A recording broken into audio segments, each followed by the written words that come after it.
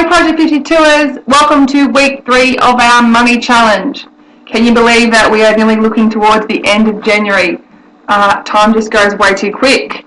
Okay, so this week for all the adults playing along, as you can see it's time to put in $50. So remember this year we're working in reverse, so we started with 52, 51 and now we're at 50, so it gets easier as we go. So in total, you should have $153 saved, whether that's in your money jar or a separate bank account, however you've chosen to save it. You should have $153 set aside, because if we keep doing this every week, we're walking toward our year-end total of $1,378. So that's the adults. Now I know some of you too have some kids that are playing along, and the Kids Money Challenge this week, it's time to put 30 cents in. So in total, they should now have 60 cents, and if they keep going each week, they're on their way to $137.80 by the end of the year. So that's where we're up to. Hopefully you guys should now, from last week's homework, you should now have a really clear idea about what you're spending your money on, because that's going to help make it easier for you to save. So yes, so for me, what I'm spending mine on is I now have clarity. We're going on a road trip to Byron Bay and stopping at Coffs Harbour along the way. So that's really clear and going to help keep me focused and motivated. So that's mine. I'd love to know what you're spending on, and if you've got a picture, that would be great as well. Post them in the group. So that was last week, a bit of a recap. But this week I want to talk, our wealth building tip for this week is all about creating a side hustle. So a side hustle is an extra source of income that's going to help contribute towards your family and household income.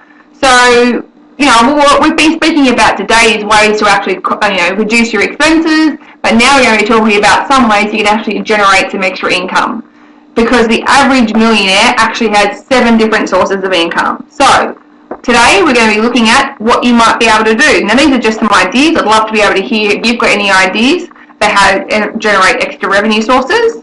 So some of them that you can see on the screen there are eBay. So I'm sure we've all got unwanted stuff around the house that we could be selling. And for me, that's a whole spare room and garden shed full of stuff that we could get rid of. Gym gear, clothes you don't need, all that sort of stuff, exercise equipment, that sort of stuff you're not using. Good idea to be able to sell it, generate some extra income. And for some of you that are really cluey and really clever at being able to pick a bargain, you might be able to buy some stuff from, Gumtree or, second-hand shops, and then repurpose them and sell them on places like eBay. So, yeah, that's just one idea. The other one is something like Etsy for those people that are a bit creative. I'm not, but those people out there that I know you guys are, this is a really great place to have, be able to sell your products that you make. So whether that's earrings or cards or whatever your particular creativity is. So with Etsy, you actually have to be something that's handmade. So it's similar idea to eBay, but you actually have to be something that's handmade. There actually is an Etsy course coming up shortly. I'll post some details in the Project 52 group. Anyone that's interested in that, it's a course they've got coming up about how to get started in Etsy. I think it's on towards the end of January, so I'll post some details in the group. And the other idea is weekend market stall. If Etsy's not your thing, but you're still a bit creative, and yeah, that's another way to do it as well. So you could actually maybe import some stuff from overseas and resell it. Necessarily doesn't have to be something creative. Just something that you've handmade, just depending on the market. So it might not necessarily have to be. So you could do a food stall, you could import something, you could sell some candles or earrings or cards or whatever your particular creativity is. Baby bibs, dog stuff, whatever it is. So yeah, the weekend market store is another way to go as well. Or very popular too is party plans. There is a party plan for everything. This option's good if you're very social. This works well. So there's a party options for jewelry. There's party options for lingerie. There's party option for food. You name it, there's a party plan for it. So that's a good option for an extra income if you are, someone that's very social as well. Whatever your side hustle that you choose to take out, you may not choose, but if you do choose to take one out, it's very important that you actually measuring the income and expenses. You want to be making sure that it's not costing you more than what you're making. So that with any side hustle, it's a really good idea to do that. So I would like to now just take a minute or so to share with you Jodie's story. So Jodie is a very good friend of mine. She's probably going to kill me for that photo, but a very good friend of mine. And she's actually got 2 side hustles going. So Jodie is a mum of 2 very active boys, and she went from full-time work to being a mum, and she wanted to be able to have some extra income. So Jodie started 2 businesses. The first one she started was Glitter Dream Design. So Jodie has a really nice earring business. I have many pairs.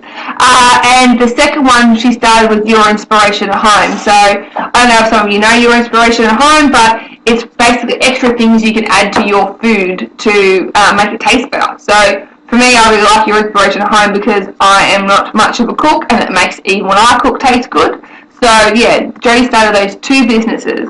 And I just want to go through some of the benefits that Jodie's been able to have from starting her 2 side businesses.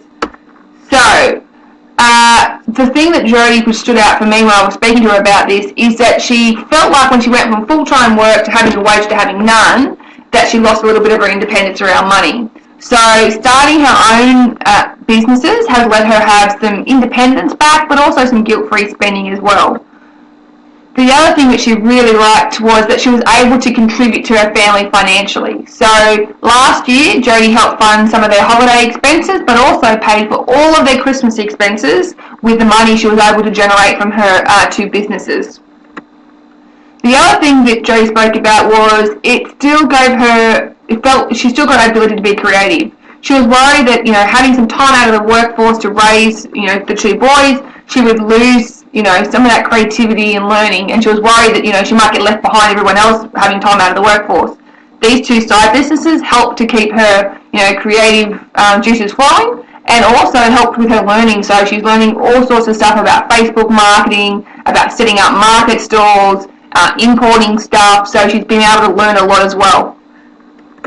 The other thing is, which Jodie is very passionate about, is that these businesses have allowed her to raise money for a local charity as well. So last year Jodie raised over $1,000. So she did fundraisers, and part of the profits from her sale went towards the charity. So that's a really good idea with these side hustles as well, is you can also give back to the local community.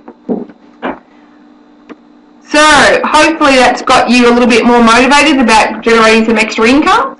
And if you've got any other questions, Jodie's is actually in our Project 52 group, so you can ask the question in that. That's actually our preference. If you've got a question, to ask it there. That way we can all benefit from it and learn from it as well. Or if you're a little bit shy and just want to ask something privately, you've got Jodie's email address there as well. Well, I hope you guys have a good rest of your week, and I'm looking forward to next week's, to week 4. So we would have survived the first month next week. I'm looking forward to catching you guys next week. And as always, any questions, comments or suggestions, please don't hesitate to ask in the Project 52 group.